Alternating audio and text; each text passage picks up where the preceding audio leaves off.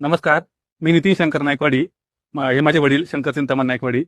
राहणार नळवडी, तास, तालुका सिन्नर, जिल्हा नाशिक. तर आमच्या शेतामध्ये आम्हाला क्षारचं प्रमाण खूप होतं. तर शेती चिकट व्हायची. जे उसाला आम्ही जे ड्रिप केलेलं तर ड्रिप पण चिकट व्हायचा आणि चॉकअप व्हायचं, व्हाईट व्हाईट कलर त्याला चॉकअप व्हायचा. आणि शेतामध्ये रोटर मारल्यानंतर तो ढेगो काय फुटत नव्हता क्षार असल्यामुळे. तर ते 3-4 वेळा रोटर मारावा लागायचा. तर हे प्रॉब्लेम आम्ही खूप फेस करत होतो.